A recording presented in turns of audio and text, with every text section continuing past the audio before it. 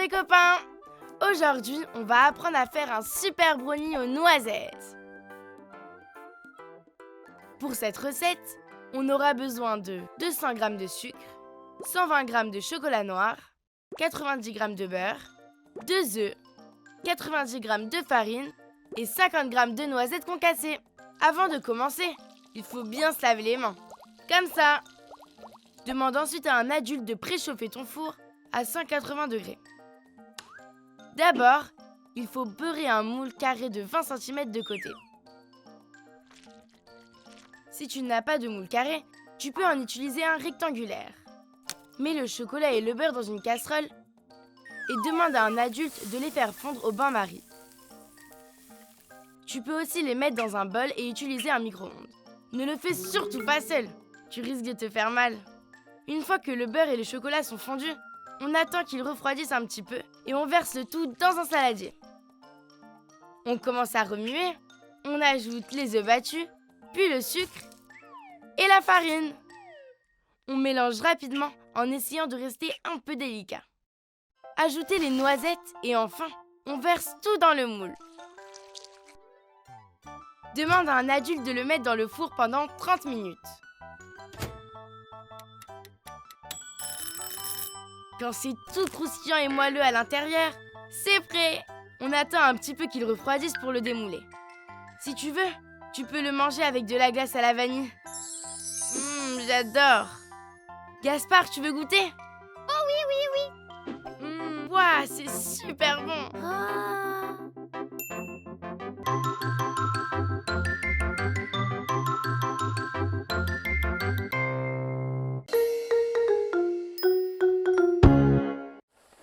Salut les copains! Aujourd'hui, on va voir ce que fait Super Maman dans sa journée. La journée de Super Maman. Tous les matins, elle se lève super tôt et nous prépare un super petit déjeuner. Elle est super forte. Elle sait faire des mandarines volantes. Oh oui. Regardez, hop. Alors, vous avez vu? Oh ouah, t'es trop forte, maman! Oh, moi j'en veux! Merci, maman! Trop bonnes, les mandarines volantes! Après le petit déjeuner, elle prend son vélo supersonique et elle part super giga vite. Elle est partie où? Elle est partie au travail des grands.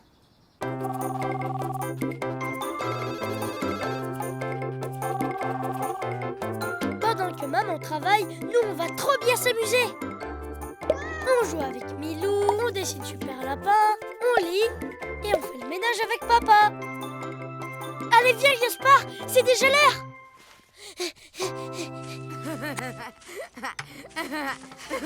Attention, super sûr! À toi, maman! Je l'ai! Et hop!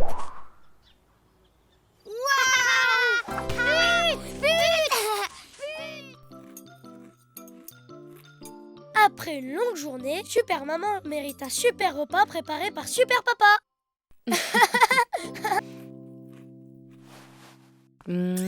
Bonne nuit, Simon. Bonne nuit, maman. La journée de Super Maman se termine toujours avec un bisou. Et toi, elle est comment la journée de tes super parents?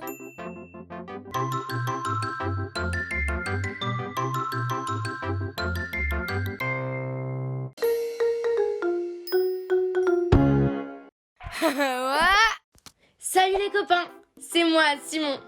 Aujourd'hui, on va apprendre à faire une charlotte aux fraises. C'est un gâteau plein de chantilly et de fraises. Et c'est trop bon.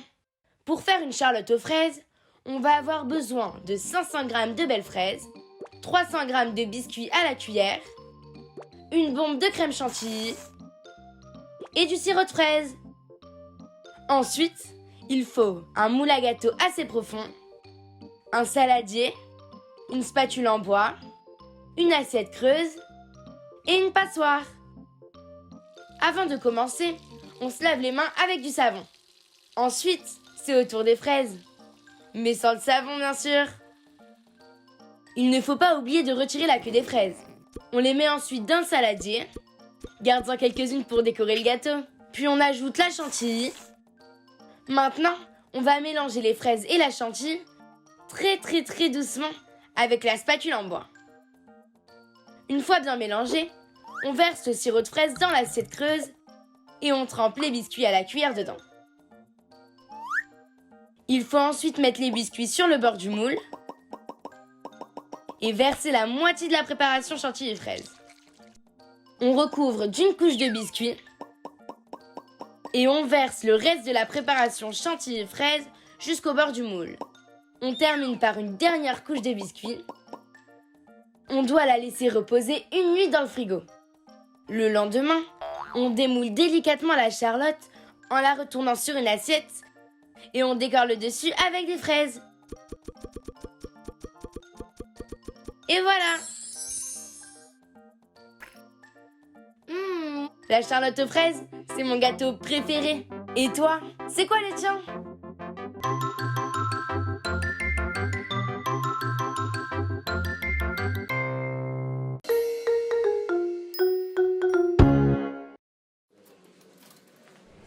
Salut les copains! Aujourd'hui, je suis chez le docteur. Je me suis cognée dans la cour de récré et ça m'a fait une bosse sur la tête. Et on dirait que tout va très bien. Je vais juste te mettre un petit pansement. Trop bien! Et si aujourd'hui, on parlait des médecins? Les médecins! D'abord, le docteur, il peut soigner plein de bobos. Comme quand tu as mal au ventre, ou que tu t'es fait mal au genou, quand tu as de la fièvre ou quand tu te cognes la tête. Pour te soigner, le docteur utilise des super outils. Un stéthoscope pour écouter ton cœur, une super lampe, un thermomètre pour prendre ta température et une seringue pour faire des piqûres.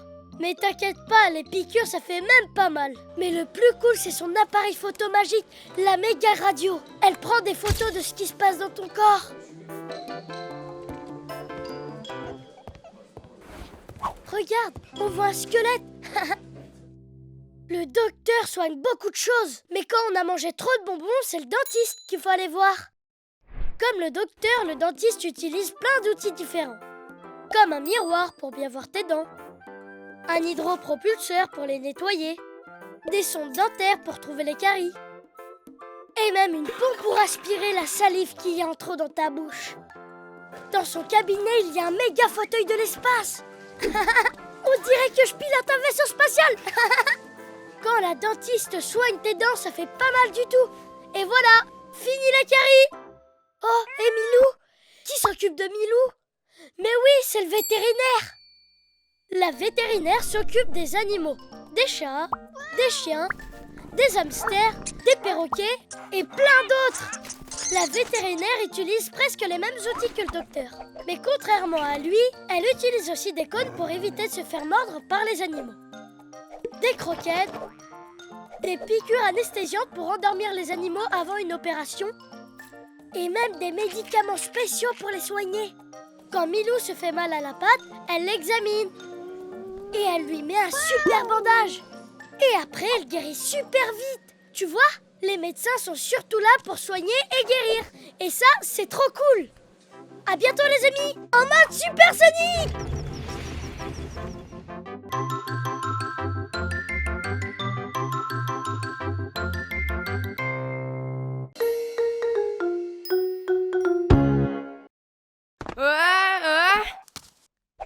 Hey! Coucou les copains! Aujourd'hui, on va vous apprendre à faire un super déguisement avec Gaspard.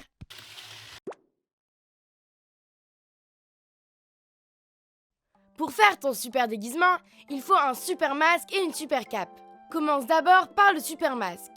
Pour le super masque, il te faut un bout de tissu assez long. Comme ça. Ensuite, dessine la forme de ton masque pour pouvoir après le découper. Vérifie que ton tissu est bien long et que la forme que tu vas dessiner ressemble bien à un rectangle. Pour dessiner ton masque, prends un feutre bien voyant, place-toi au début de ton tissu et trace un trait jusqu'à la fin de ton tissu.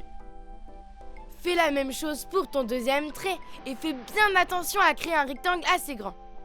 Ensuite, mets-toi au milieu de ton masque et fais 2 ronds pas trop écartés pour les yeux. Et pour la prochaine étape, tu vas devoir utiliser des ciseaux. Donc appelle un adulte pour t'aider. Il faut suivre les traits du dessin pour découper ton super masque.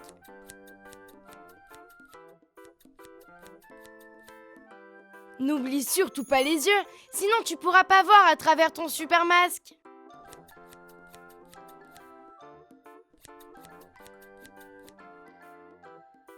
Nettoie le tout. Et voilà! Ton super masque est prêt. Simon! Gaspard, il faut que j'attache mon masque. Tu penses que tu peux m'aider, s'il te plaît? Oui, oui, oui. D'accord, vas-y Gaspard.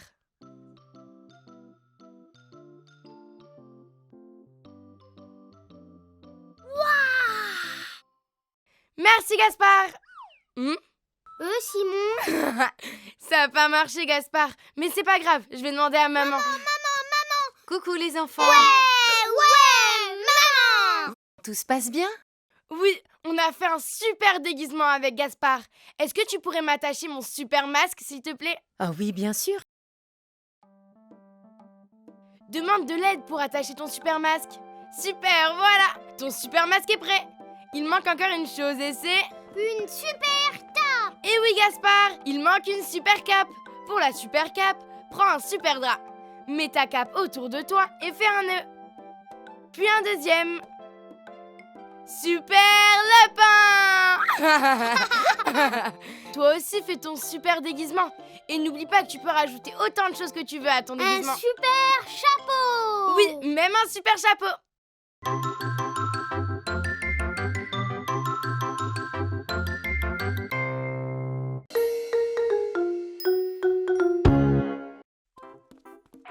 Ouais. Salut les copains. Aujourd'hui, on va apprendre à faire une super quiche aux courgettes et aux chèvres. Pour cette super recette, tu vas avoir besoin d'ingrédients. Une pâte brisée, une courgette, 2 œufs, 2 cuillères à soupe de crème liquide, 100 g de fromage de chèvre frais et du sel. Ensuite, il te faut des ustensiles. Un plat à tarte, une casserole, un petit saladier, un couteau d'adulte, un couteau à bourron et une fourchette. Demande à un adulte de préchauffer ton four à 190 degrés. Avant de commencer, il faut bien se laver les mains. Comme ça. Lave bien la courgette sous l'eau froide. Demande à un adulte d'en retirer les 2 bouts et de la couper en rondelles très fines. De les plonger dans l'eau bouillante pendant 2 minutes et de les égoutter.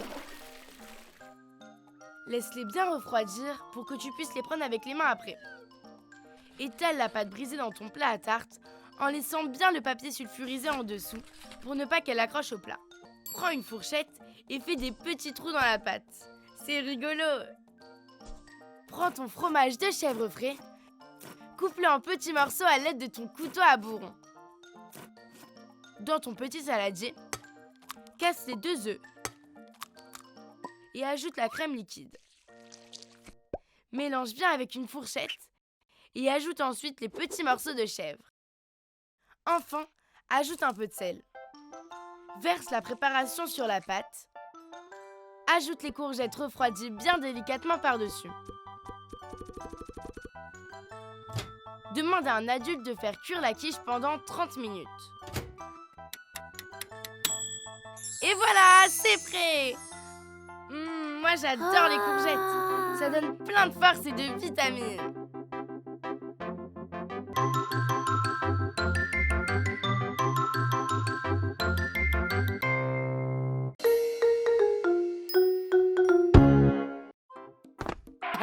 Ouais. Coucou les copains. Aujourd'hui, on va faire un super goûter. Des Powerballs. Comme ça, on aura plein d'énergie pour aller jouer. Lave-toi bien les mains avant de commencer la recette. Pour réaliser tes Powerballs, tu auras besoin d'un saladier, d'une cuillère, d'un verre, d'un torchon, d'une cuillère en bois, d'un dessous de plat, d'une casserole et d'une assiette. En ingrédients, il te faut des céréales comme des pétales de maïs, du miel, du beurre de cacahuète, environ 300 g de bananes et de l'extrait de vanille. Commence par verser les céréales dans le saladier. Puis écrase-les à l'aide de tes mains. Si tu veux, tu peux utiliser le fond d'un verre en plastique pour bien les écraser. Une fois que tout est écrasé, prends la banane et coupe-la en morceaux à l'aide de tes mains. Mets les morceaux dans ton bol plein de céréales. Ah, ça colle. Rince-toi les mains après. Ensuite, mets le beurre de cacahuète dans une casserole et demande à tes parents de le faire chauffer pour qu'il ramollisse. Une fois prêt, verse-le dans ta préparation et rajoute-y l'extrait de vanille.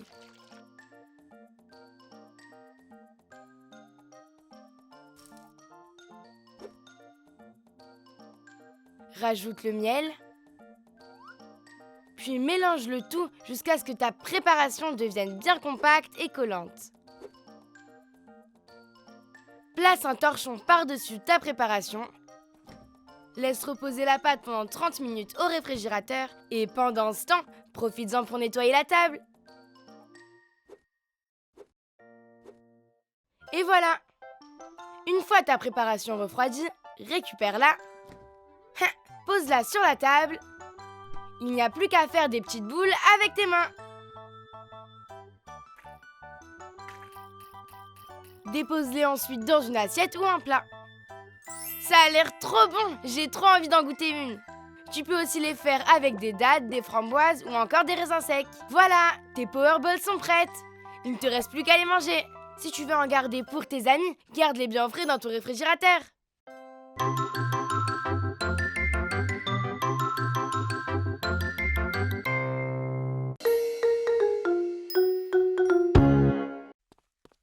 Ouais, salut les copains, c'est la fête. Aujourd'hui, on va apprendre à faire une super méga pizza. Pour cette super recette, tu vas avoir besoin de une pâte à pizza, un pot de sauce tomate pour pizza, 2 grosses boules de mozzarella, 5 olives dénoyautées, quelques feuilles de basilic, de l'huile d'olive et du sel. Avant de commencer, il faut bien se laver les mains, comme ça. Demande ensuite à un adulte de préchauffer ton four à 200 degrés. En premier, il faut huiler une plaque allant au four et étaler dessus la pâte à pizza. Ensuite, il faut mettre 4 cuillères à soupe de sauce tomate partout sur la pâte. Comme ça. Coupe les boules de mozzarella en tranches avec un couteau à bourron. Demande à un adulte si tu as besoin d'aide. Prends la tranche du milieu la plus grande et pose-la sur la pâte. Coupe une tranche de mozzarella en 2 et mets les 2 morceaux en faisant comme des oreilles de lapin. Coupe les olives en tranches et mets-les sur la mozzarella pour faire des yeux. Coupe une tranche d'olive en 2 pour faire la bouche et le petit nez. Recommence plusieurs fois sur toute la pizza en utilisant toute la mozzarella.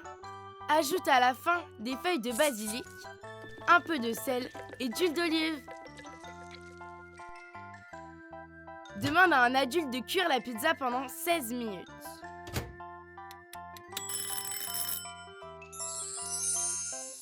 Et maintenant, régale-toi. Trop beau et trop bon.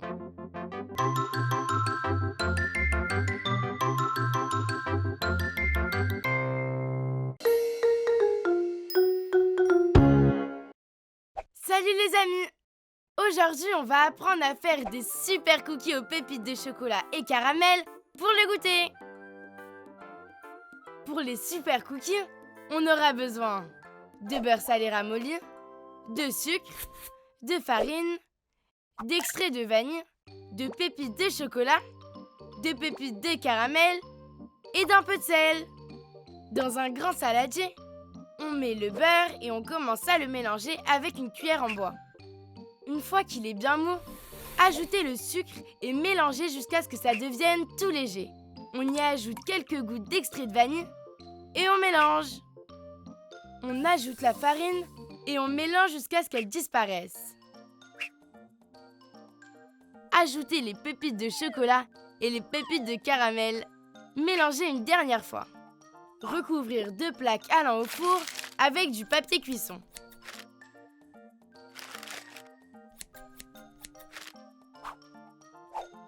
Avec une grande cuillère, prendre un peu de pâte et faire des boules.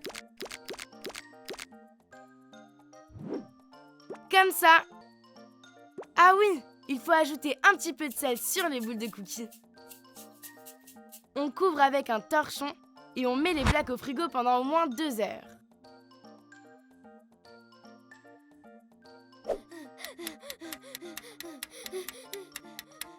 Wow! Pendant que les cookies sont dans le frigo, on en profite pour ranger la table. Il faut demander à un adulte de préchauffer le four à 180 degrés.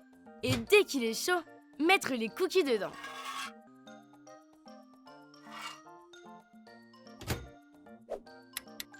Au bout de 8 minutes, il faut demander à un adulte d'échanger les plaques de place. On attend encore 4 minutes et dès que les cookies sont dorés sur les contours, on les retire du four. Il faut attendre encore 15 minutes, Gaspard, avant de pouvoir les manger. Vite, vite!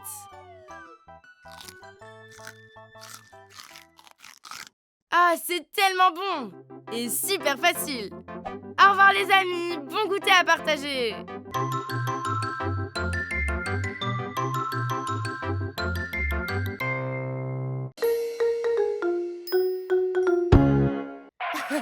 Ouais.